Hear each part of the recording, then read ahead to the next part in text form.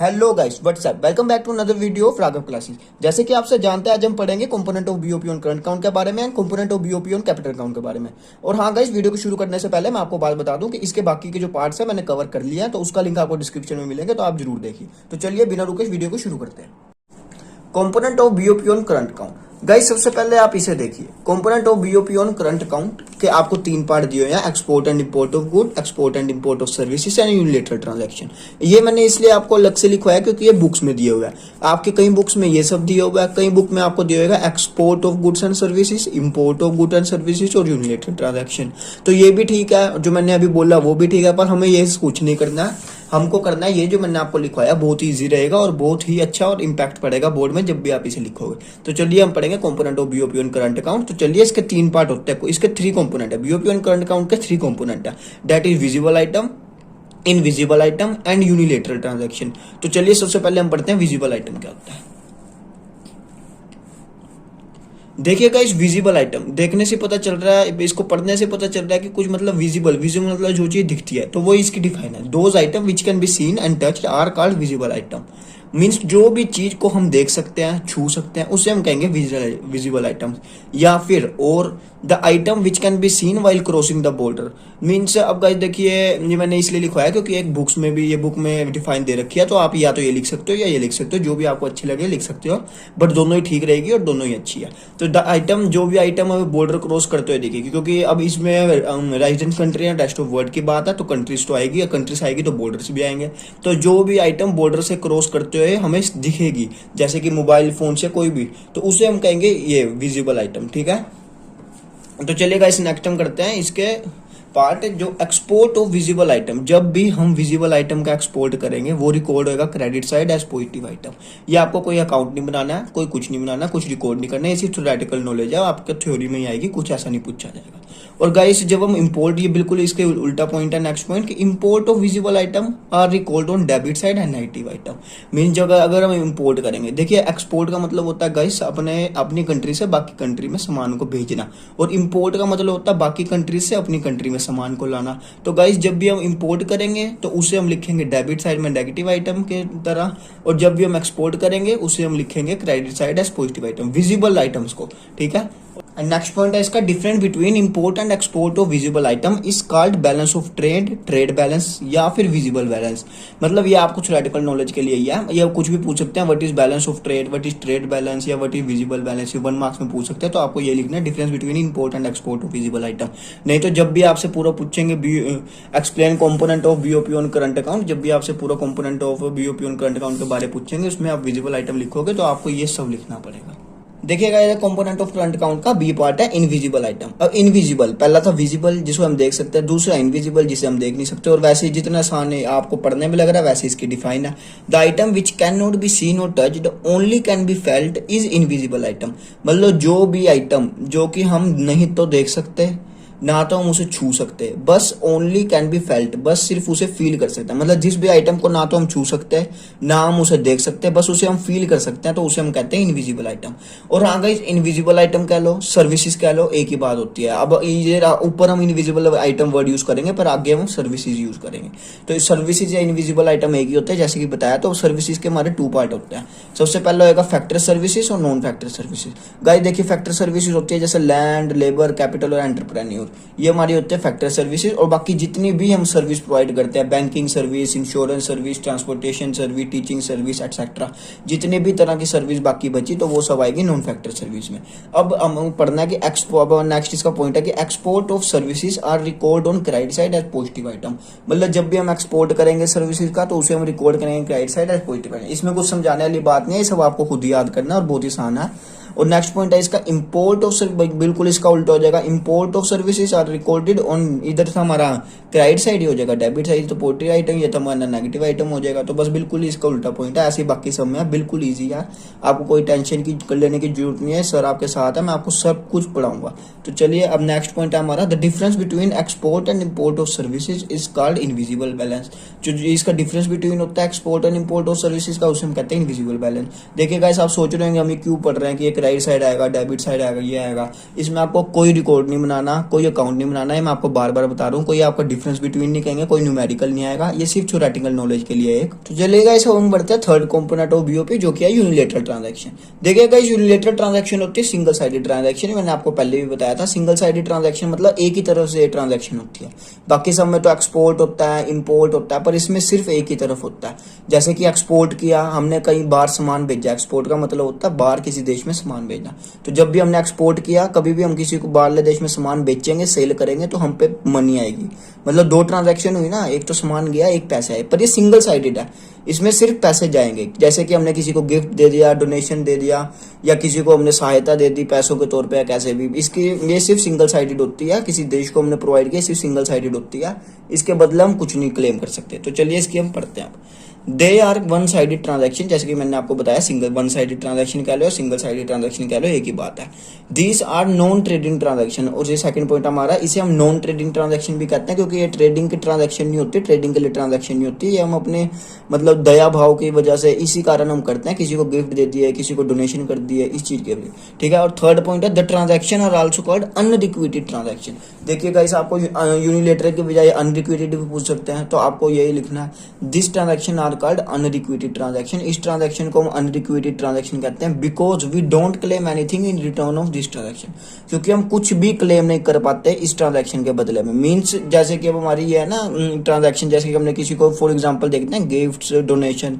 Remittance का मतलब होता है सहायता, सहायता फ्रॉम अब्रोड, मतलब अब्रोड से हमें सहायता मिली, ऑल टू अब्रोड, या हमने अब्रोड किसी, मतलब अब्रोड का मतलब बाहर किसी देश से, या फिर हमने किसी बाहरले देश को सहायता दी, या बाहरले देश से सहायता ली, ठीक है। तो जब भी हम गिफ्ट देंगे, डोनेशन देंगे, या किसी को सहायता देंगे, तो हम कुछ क्लेम नहीं कर पाएंगे उसके रिटर्न में, कि हमने तुझे गिफ्ट दिया, हमने तुझे क्या कहते हैं गिफ्ट दिया, या हमने तेरी मदद की, अब तू भी हमें पैसे दे इसके बदले में, उसी टाइम हम जाके कह दें, या हमने किसी को डोनेशन दी तो हम कहें इसके बदले हमें कुछ दे। तो ऐसा नहीं होता है, इसमें ऐसा कुछ नहीं है। तो चलिए अब हम पढ़ते हैं इसके नेक्स्ट पॉइंट। नेक्स्ट पॉइंट है, unilateral transaction receive from abroad are recorded on credit side. अब बाकियों में तो पता है इंपोर्ट, एक्सपोर्ट, पर इसमें सिंपल ही लिखा है unilateral transaction receive from abroad. जब भी अब्रोड से रिसीव होगी, हम पे आएगी। देखिए गाइस, ये आप याद कर लिए, जब भी हम पे पैसा आएगा, जब भी आप कुछ भी करो हम पे पैसा आएगा, तो उसे हम क्रेडिट साइड लिखेंगे। ये आपका अकाउंट का भी रूल है, जब भी पैसा आता है, इनकम आती है, आप इस चीज से याद कर लो, तो ये क्रेडिट साइड लिखी जाती है, ठीक है। और नेक्स्ट पॉइंट है, unilateral transaction given to abroad. अब हमने मतलब अब्रोड में दे दी, तो देखो हमने अब्रोड में दे दी, हमारा एक्सपेंस हो गया। ये मैं अकाउंट की तरफ से बता रहा हूँ आपको, सिर्फ याद दिलाने के लिए।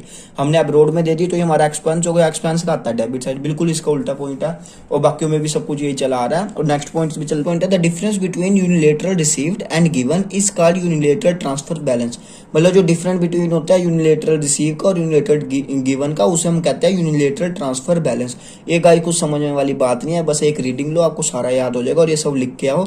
और मैंने आपको जैसा कहा, आपको सिर्फ मेरे नोट से पढ़ना, बोर्ड में भी इसी से पढ़ के जाना। आप एक बार इसका स्कूल में जाकर टेस्ट भी दे सकते हो, इसके रिजल्ट से आपको पता चल जाएगा नोट सफिशिएंट है फुल मार्क्स लाने के लिए। तो चलेगा इस यहाँ से हमारा खत्म होता है बीओपी ऑन करंट अकाउंट के कंपोनेंट्स। अब हम पढ़ते हैं बीओपी ऑन कैपिटल अकाउंट के कंपोनेंट्स की तरफ। तो चलेगा ऐसे हम पढ़ेंगे component of BOP on capital account. अब हमने पहले component of BOP on current account खत्म कर लिया, अब हम पढ़ेंगे बीओपी ऑन कैपिटल को, component of BOP on capital account. तो चलिए अब इसका सबसे फर्स्ट कंपोनेंट क्या है। सबसे फर्स्ट कंपोनेंट है इसका बोरोइंग एंड लोन। देखिए कैपिटल अकाउंट क्या होता है, जो एसेट और लायबिलिटी स्टेटस चेंज होती है ना, तो जब भी हम बोरोइंग लेंगे हमारी लायबिलिटी स्टेटस चेंज होगी ना, तो बस वही बताया गया। तो सबसे पहला कंपोनेंट है बोरोइंग एंड लोन। सबसे पहला होगा बोरोइंग। बोरोइंग का मतलब क्या होता है, टू टेक और receive something that you intend to give back. मतलब कुछ चीज लेना, कुछ चीज को लेना जिसको तुम इंटेंड करते हो, मतलब जिसकी तुम्हें इंटेंशन है वापस करने की, मतलब जिसे तुम वापस करना चाहते हो। Usually after a short period of time, मतलब थोड़े समय के लिए, मतलब कोई भी चीज थोड़े समय के लिए लेना जिसको जो कि आप वापस करना चाहते हो, उसे हम कहते हैं बोरोइंग, ठीक है। और बोरोइंग हमारी दो तरह की होती है। इसमें बीओपी के हिसाब से बोरोइंग हमारी टू टाइप्स की होती है, that is commercial borrowing and external existence. अभी आपको जानने की जरूरत नहीं कमर्शियल बोरोइंग क्या, एक्सटर्नल एग्जिस्टेंस क्या। देखियो गाइस, बुक में बहुत कुछ दिया हुआ, आप बुक के हिसाब से पढ़ेंगे कंफ्यूज हो जाएंगे। आपको जो मैं पढ़ा रहा हूँ, आप सिर्फ और सिर्फ ये पढ़ना, जो कि आपको मैं नोट्स दूंगा, आप सिर्फ उसमें से पढ़ना, बुक में से कुछ ना पढ़ना। बुक में बहुत कुछ दिया, आप कंफ्यूज हो जाएंगे, पढ़ पढ़ के पागल हो जाएगा, और इतना बोर्ड में कुछ नहीं आना भाई। बस आपको ये इट इज और टूटा, इसकी भी बुक में शायद से डिफाइन दी होगी, दी भी और नहीं भी दी, मुझे इतना नहीं पता, पर मैंने नोट्स में नहीं लिखा है, मतलब नहीं करनी, कोई फायदा नहीं है, ठीक है। और पेपर में आते भी नहीं, जिस हिसाब से नंबर का पेपर, मतलब जितने नंबर का ये चैप्टर है ना, उस हिसाब से हमने कर चुके हैं, ठीक है। तो सबसे पहले होगा कमर्शियल बोरोइंग। कमर्शियल बोरोइंग होता है borrowing from foreign money market. मतलब जब भी हम फॉरेन मनी मार्केट से पैसा लेते हैं, तो वो होता है कमर्शियल बोरोइंग, इसमें कुछ समझने की बात नहीं है। एक्सटर्नल एग्जिस्टेंस वो होता है बोरोइंग फ्रॉम इंटरनेशनल ऑर्गेनाइजेशन, जब भी हम इंटरनेशनल ऑर्गेनाइजेशन से पैसा लेंगे तो वो एक एक्सटर्नल एग्जिस्टेंस। इंटरनेशनल ऑर्गेनाइजेशन होता है वर्ल्ड बैंक, ये फॉरेन मनी, ये इंटरनेशनल ऑर्गेनाइजेशन हर तरह के देश को वो प्रोवाइड करता है पैसे, जैसे कि वर्ल्ड बैंक है, किसी भी देश को पैसों की लोड हो, किसी भी कंट्री को पैसों की लोड हो तो ये इंटरनेशनल ऑर्गेनाइजेशन से ले सकता है। अब अगर तो हम इससे लोन लेते हैं कमर्शियल बोरोइंग से, तो ये तो high rate of interest charge करता है, पर external existence low rate of interest charge करता है। तो चलेगा इसे हम करते हैं नेक्स्ट पॉइंट। इसका नेक्स्ट पॉइंट है borrowing from abroad are recorded on credit side as positive item. मतलब जब भी हम बोरोइंग लेंगे अब्रोड से, मतलब जब भी हम अब्रोड से पैसा उधार लेंगे, अब्रोड का मतलब होता है हमारा वो बाहरली कंट्री, रेस्ट ऑफ वर्ल्ड। जब भी हम किसी बाहरली कंट्री से बोरोइंग लेंगे, हमारी कंट्री किसी भी कंट्री से बोरोइंग लेगी, तो उसे हम लिखेंगे credit side as positive item, क्योंकि बोरोइंग ली तो क्या हुआ, पैसा आया ना, पैसा आया तो इनकम, एक तरह की इनकम ही लगा लो, चाहे लोन है, पर समझने के लिए मैं कह रहा हूँ, पैसा आया ना, पैसा आया तो लिख दो क्रेडिट साइड में। ऐसे ही बाकियों में जितने में भी है, जब कुछ भी करके, चाहे एक्सपोर्ट किया तब भी हम पे पैसा आता है तो उसे लिख दो क्रेडिट साइड। मतलब कुछ भी करके, पिछले में भी जैसे मैं बता रहा हूँ, जब भी आपको लगे कुछ भी करके पैसा आ रहा है तो उसे आपने क्रेडिट साइड में लिखना, और जब लगे पैसा जा रहा है उसे आपको डेबिट साइड लिखना है। ठीक है भाई, ये पॉजिटिव आइटम लग गया, एक नेगेटिव आइटम, ये पॉइंट बिल्कुल इसका उल्टा है, तो ये बहुत ही आसान है, आप पढ़ लीजिए। तो चलिए कैसे हम बढ़ते हैं second component of BOP on capital account. तो चलिए सेकंड कंपोनेंट है फॉरेन इन्वेस्टमेंट। पहले तो था बोरोइंग, अब आ गया मेरे इन्वेस्टमेंट। अब जब भी हम इन्वेस्टमेंट करेंगे, मतलब हमारा एसेट वो स्टेटस चेंज होएगा। ठीक है, उसमें होता था ना, हमने डिफाइन में पढ़ा था, एसेट और लाइबिलिटी स्टेटस जब भी चेंज हो तो उसके जो भी पैसा आएगा या जाएगा उसको को हम रिकॉर्ड करेंगे कैपिटल अकाउंट में। तो उसकी के कंपोनेंट्स चल रहे हैं। तो जब भी फॉरेन इन्वेस्टमेंट होगी, हम कोई भी इन्वेस्टमेंट करेंगे, कहीं भी हम इन्वेस्टमेंट करेंगे, तो उससे क्या होगा, उससे हमारा एसेट स्टेटस चेंज होगी। इन्वेस्टमेंट करेंगे तो इन्वेस्टमेंट क्या होती है, हमारी एसेट होती है, तो एसेट बढ़ेगी। तो बस यही है। अब फॉरेन इन्वेस्टमेंट हमारे दो तरह की है, foreign direct investment and portfolio investment, या फिर कह दो फॉरेन इंस्टीट्यूशनल इन्वेस्टमेंट, या INV इन्वेस्टमेंट लिखा है। और आपको ऐसे भी लिख के पूछ सकते हैं इसका मतलब क्या, और ऐसे भी लिख के पूछ सकते हैं, आपको सब याद रखना है। तो सबसे पहले हम डिफाइन पढ़ते हैं foreign direct investment. It mean purchase of asset in abroad having control on that. मतलब फॉरेन डायरेक्ट इन्वेस्टमेंट का मतलब है हमने अब्रोड में, अब्रोड मतलब होता है कोई बाहरली कंट्री, हमारी कंट्री से जो बाहर वाली कंट्री होती है, दूसरी कंट्री। तो जब भी हम किसी दूसरी कंट्री से जब भी हम कभी दूसरी कंट्री में कुछ परचेज करें और उसमें हमारा कंट्रोल भी हो, तो वो होगा हमारा फॉरेन डायरेक्ट इन्वेस्टमेंट। ठीक है, कोई भी हम एसेट परचेज करें दूसरी कंट्री में और उसमें हमारा कंट्रोल भी हो एसेट पे, तो वो होगा हमारा फॉरेन डायरेक्ट इन्वेस्टमेंट। एग्जांपल देखते हैं, रिलायंस ने जैसे परचेज की कंपनी जापान में। अब जब भी रिलायंस कंपनी परचेज करेगा जापान में, तो उसका पूरा वो होगा ना, मतलब पूरा उसका कंट्रोल होगा उस लैंड पे, क्योंकि उसने कंपनी में उसको पूरा कंपनी में वो होगा, जो भी वो कंपनी परचेज करेगा उसका पूरा उसमें कंट्रोल होएगा।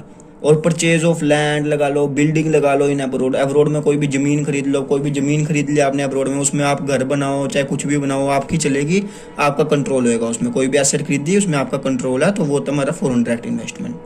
तो चलिएगा हम करते हैं next foreign institutional investment. Foreign investment दो तरह के थे ना, फॉरेन डायरेक्ट इन्वेस्टमेंट जो कि हम पढ़ चुके हैं, अब हम पढ़ेंगे पोर्टफोलियो इन्वेस्टमेंट या फिर फॉरेन इंस्टीट्यूशनल इन्वेस्टमेंट। तो चलिए, अब इसका मतलब होता है फॉरेन इंस्टीट्यूशनल इन्वेस्टमेंट का मतलब it means purchase of asset in abroad without having control on them. मतलब हमने कोई भी एसेट में परचेज किया अब्रोड में, मतलब पर उस पर हमारा कंट्रोल नहीं है।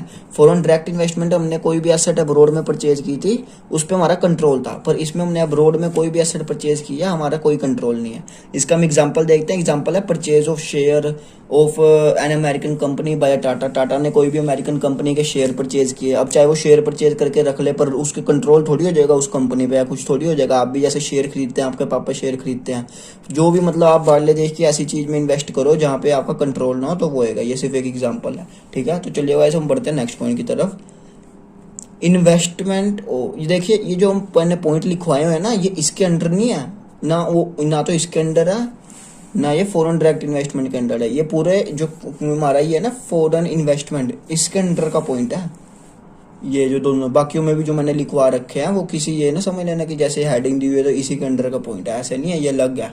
ठीक है गाइस, तो इन्वेस्टमेंट। अब नेक्स्ट पॉइंट हम पढ़ते हैं, investment by foreign in India is recorded on credit side. अब देखिए, investment by foreign in India, India में किसी फॉरेनर ने इन्वेस्टमेंट की तो क्या हुआ, हम पे पैसा आया, तो हम कहाँ लिखेंगे, क्रेडिट साइड, जैसे कि मैंने आपको पहले भी समझाया। और investment by Indians in abroad is recorded on debit side. जब भी इंडियन अब्रोड में इन्वेस्टमेंट करेंगे तो उसे हम लिखेंगे डेबिट साइड में, क्योंकि जब इंडियन हमारे बाहरले देश पैसा लेके जाएंगे तो क्या होगा, पैसा हमारे यहाँ से जाएगा, और जब भी पैसा जाएगा वो डेबिट साइड आएगा। बाकियों में में भी यही है और इसमें भी यही है। चलेगा हम करते हैं थर्ड और लास्ट हमारा component of BOP on capital account. इस पॉइंट के बाद हमारे बीओपी ऑन कैपिटल अकाउंट और करंट अकाउंट के कंपोनेंट खत्म हो जाएंगे। तो चलिए अब लास्ट टॉपिक, हमारा टॉपिक का लास्ट पॉइंट है एनआरआई डिपॉजिट। अब देखिएगा इस एनआरआई डिपॉजिट क्या है, सबसे पहले ये आपको पता होना चाहिए एनआरआई डिपॉजिट क्या है। तो एनआरआई डिपॉजिट है जब भी कोई भी एनआरआई हमारे यहाँ पैसा जमा कराता है उसे हम कहते हैं एनआरआई डिपॉजिट। एनआरआई का मतलब होता है बाहरले रहने वाले बंदे, बाहरले देश के। कोई भी बाहरले देश के रहने वाले बंदे हमारे यहाँ पैसे जमा कराते हैं उसे हम कहते हैं एनआरआई डिपॉजिट। ठीक है, NRI deposit refer to transfer of fund by NRI from rest of world. जब भी ट्रांसफर करेंगे एनआरआई, जैसे कि अब कोई आप ही कहीं क्या कहते हैं घर से कोई चलेगा अमेरिका, वहाँ का रेजिडेंट बन गया तो वो एनआरआई हो गया, वहाँ चले गया तो उसने वहाँ से पैसे भेजे इंडिया अपने माँ बाप के लिए, आपके लिए। जैसे आपका कोई बच्चा चलेगा, आपका कहाँ बच्चा, आप तो खुद ही बच्चे हो, जैसे आप चले जाओगे तो आप अपने माँ बाप को भेजोगे पैसे, तो वही होएगा हमारा एनआरआई डिपॉजिट, मतलब बाहरले देशों से पैसा हमारे पे आ गया। ठीक है, और इसका कुछ वो नहीं है कि एनआरआई आएगा, एनआरआई से पैसे आएंगे तो हम यहाँ लिखेंगे, जाएंगे तो वो लिखेंगे, इसमें ऐसा नहीं होता। बस इसमें हम ये लिखेंगे नेट वैल्यू, इसमें हमेशा नेट वैल्यू रिकॉर्ड होते हैं। नेट वैल्यू का मतलब होता है कितने पैसे आए हैं और कितने गए हैं, दोनों का डिफरेंस रिकॉर्ड कर लेंगे बस। कोई हमने ये नहीं लिखना कितने आए हैं अलग से फिर कितने गए हैं अलग से फिर उनका डिफरेंस, वो नहीं, सिर्फ डिफरेंस लिखना है। ठीक है, अब देखते हैं net value of this is recorded which is estimated age difference between NRI deposit and NRI withdrawal. मतलब नेट वैल्यू है जो इसकी, इन दोनों का डिफरेंस वो रिकॉर्ड होता है जो कि हम निकालते हैं डिफरेंस बिटवीन एनआरआई डिपॉजिट जो कि एनआरआई ने हमारे देश में डिपॉजिट किया है और एनआरआई विड्रॉल जो कि एनआरआई निकलवा के चले गए हैं। तो चलेगा, इस पॉइंट के बाद आपका टॉपिक खत्म होता है। अगर आपको वीडियो पसंद आई तो उसे लाइक एंड शेयर करना और हाँ गाइस चैनल को सब्सक्राइब करना और बेल आइकन दबाना, इससे हमें मोटिवेशन मिलती है दोबारा से वीडियो बनाने के लिए। तो चलिए थैंक यू गाइस, मिलते हैं नेक्स्ट वीडियो में, थैंक यू।